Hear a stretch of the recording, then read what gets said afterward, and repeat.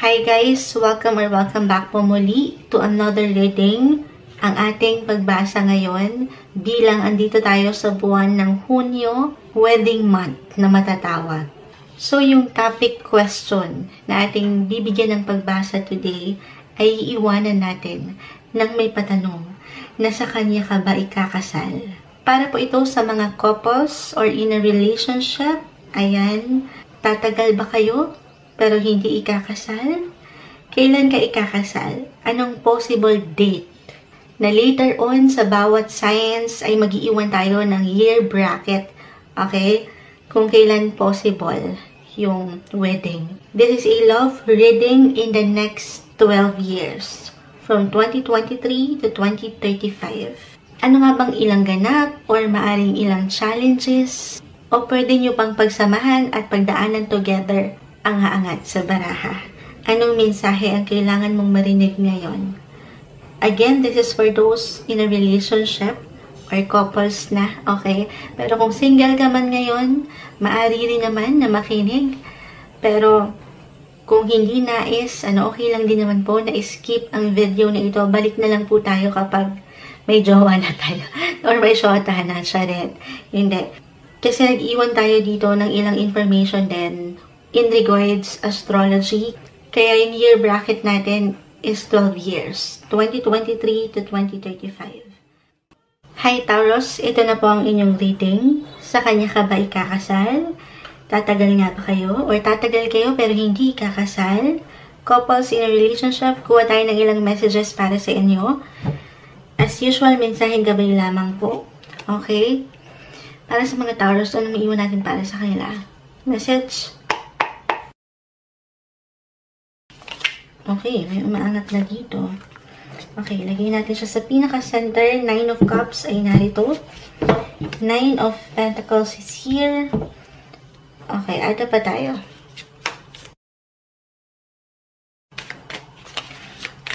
Okay, may sumama na sa aking kamay. The King of Wands. Okay. Paisa-isa sila. The Hangman ay narito. Ito pa tayo.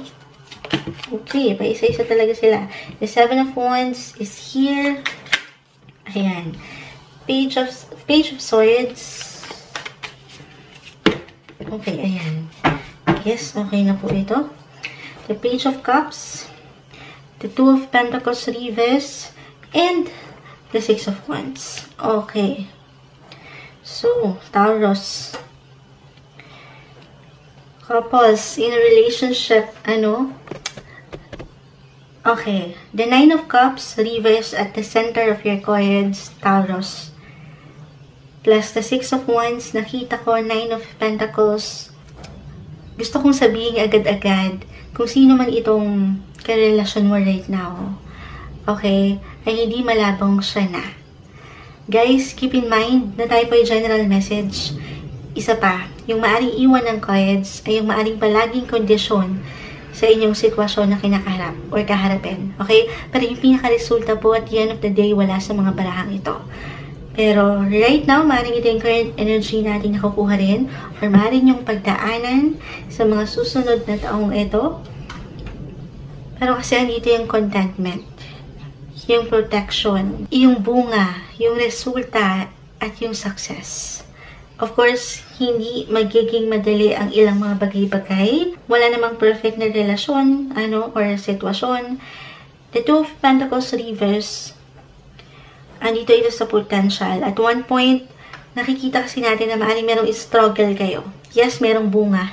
Pero itong bunga na ito, na may kaugnayan sa inyong trabaho, or sa iyong trabaho, Taurus, or reversal energy tayo, guys, So, maaaring ito ay mag-reflect sa'yo or sa iyong kapareha. Pero, maaaring hindi lang maging madali. Siyempre pa, yung pagkuha mo ng success. Meron at meron kang prosesong pwedeng at kailangan pagdaanan.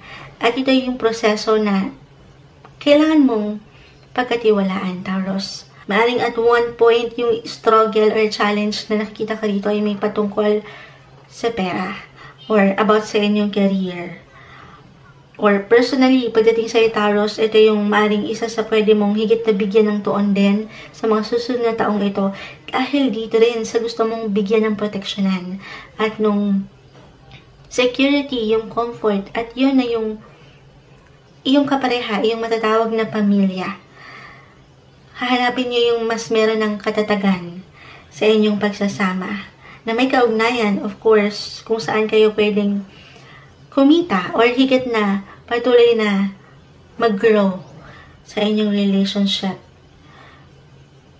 Yun yung struggle. Okay, yung isa sa nakikita ko dito kasi may pag-push dito sa gusto niyo pang marating or ma-achieve in life na dyan, sana ay kung meron man kayong harapin na medyo mahirapan kayo or at one point hindi kayo pagkasunduan, ay alalayan lang sa part, of course, na napapanatili niyo yung balance na hindi madali. So, ito pa rin po ay nasa sa inyo kung paano niyo pangahawakan ang inyong pagsasama. Okay? Or maybe itong 9 of Cups, sabi ko nga, yung contentment ay umaangat dito. Yung personal achievement or success na pwede mong maramdaman. Maybe ito ay isang indikasyon o isang mensahe na mahalagang marinig mo, Taurus, na huwag kayong pangibabawan nung discontent na maging sapat kung ano yung meron kayo ngayon.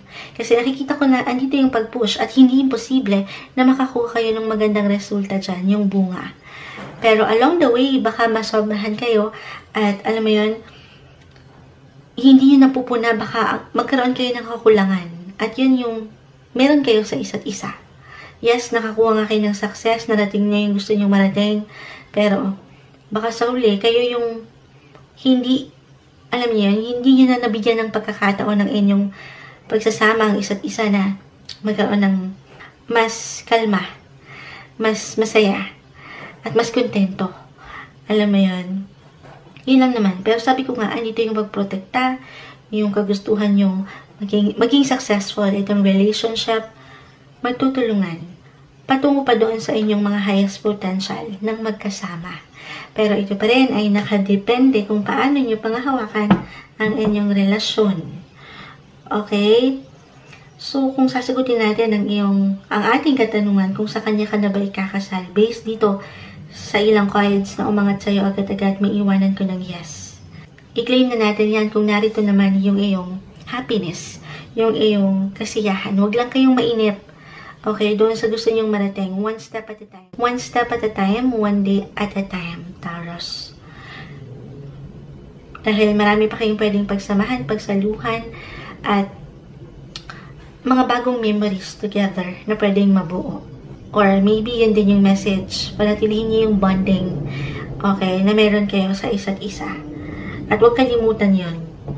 Kasi nakita ko na may pag-push, merong ilang paglaban doon sa gusto nyong ma-achieve in life. Na hindi naman masama. Kasi para rin naman yun sa inyong dalawa, sa inyong pamilya na gustong mabuo. But at the same time, panatilihin niyo yung bond, yung connection.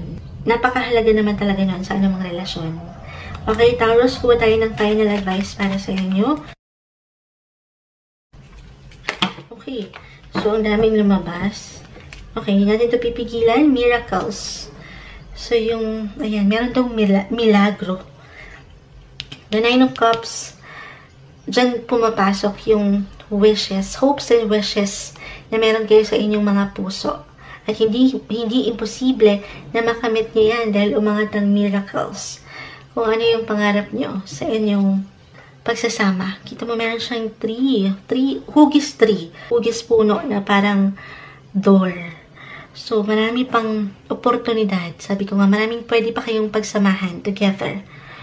Marami pang pinto ng bagong simulain ang naghihintay para sa inyo. And of course, kasama niyan, kaakibat niyan, yung ilang pagbabago mula sa ilang pinto na pwede nyong pasukin sa inyong buhay. So, sumabay lang din sa ilang pagbabagong ito, Taurus. Pero miracles, walang imposible. Intimacy. So, definitely may paglalim ng connection, as I've mentioned. Mas magkakaroon kayo ng intimate. Ayan. May paglalim doon sa pag-init. Ano daw? Kung yung connection. May pag-spark sa part na yan. Ito lang, as I've mentioned, confusion. The Two of Pentacles, hopefully, na-mention ko yun na at one point, maaring ma-confuse lang kayo sa ilang pagkakataon. Kasi nga, baka makulangan kayo or mainip kayo or Yung worst na ayaw natin ay yung discontent or hindi kayo makontento. Nasa true lang ay very normal na pakiramdam na pwede nyong maramdaman. Lalo na kung aangat yung inyong pagiging goal-oriented sa mga susunod na taong ito. Sumasang-ayon po, ayan.